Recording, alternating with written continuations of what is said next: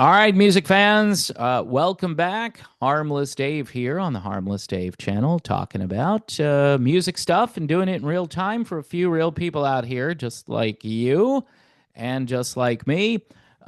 Big shout out to my old friend Davey B, who sent me an extra copy of Eric Clapton's Meanwhile album, which is fantastic. So if you haven't gotten yourself a copy, Eric, you know, Eric's pretty good.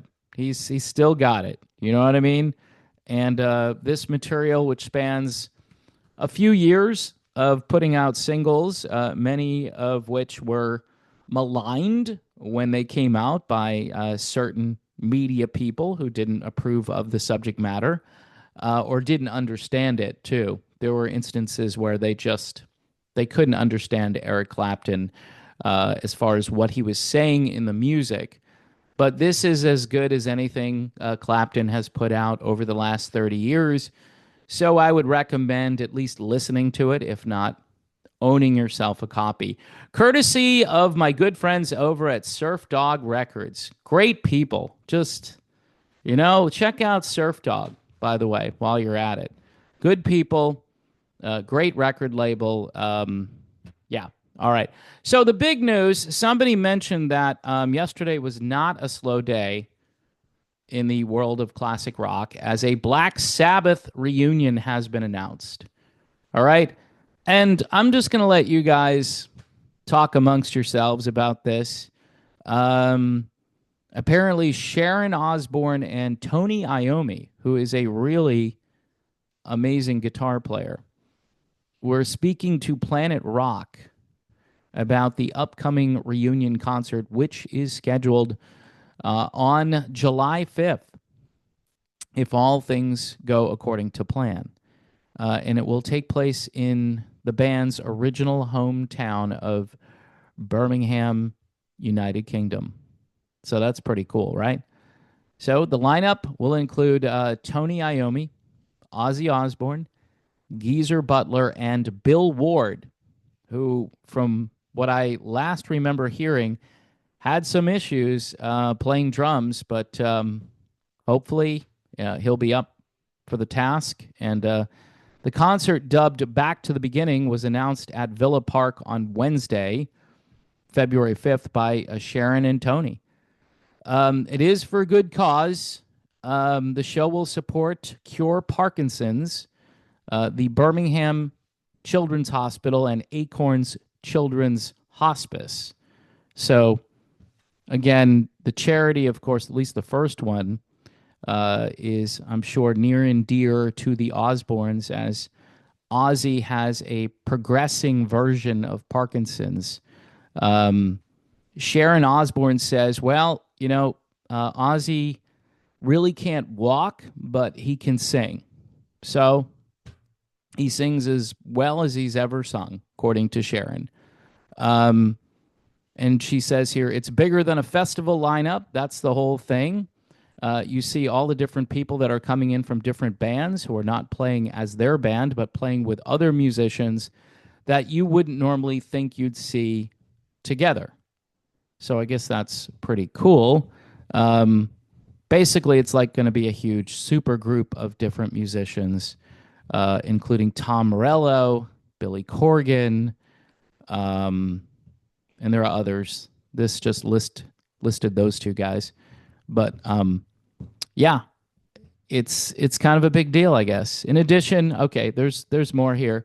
Duff McKagan and Slash, Fred Durst, KK Downing, Jakey Lee, Wolfgang Van Halen is going to be there. So sounds like a big deal, folks. But what is the flip side of this is, again, this is the end of the classic rock era, and Ozzy and his, most likely this will be his last performance. Maybe it won't be. Maybe he'll do solo gigs, but this is definitely the end of Black Sabbath. So if you're a fan of Black Sabbath, I understand how good they were in their prime, and I understand the impact they had.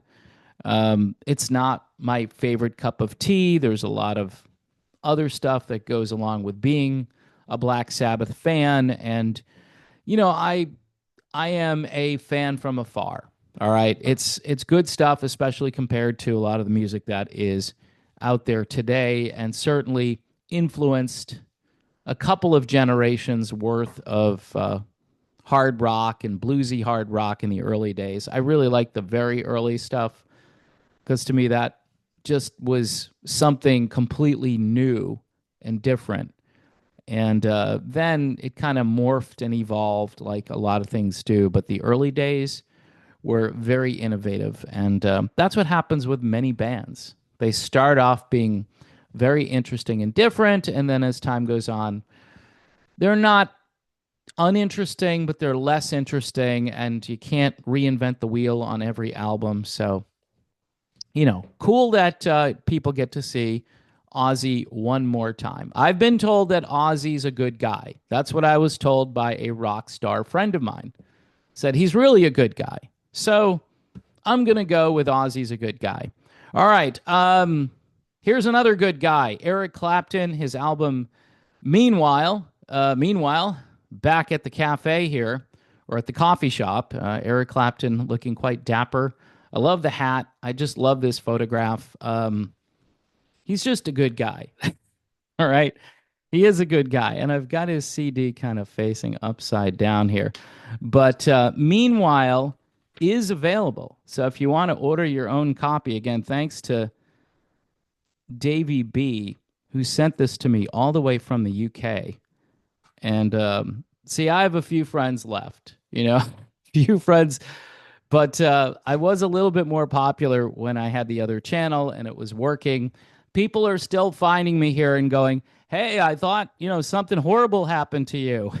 Because if you're not making videos on YouTube, you're probably not around anymore. I guess that's what happens, right? It eventually will happen to all of us that we can't make YouTube videos.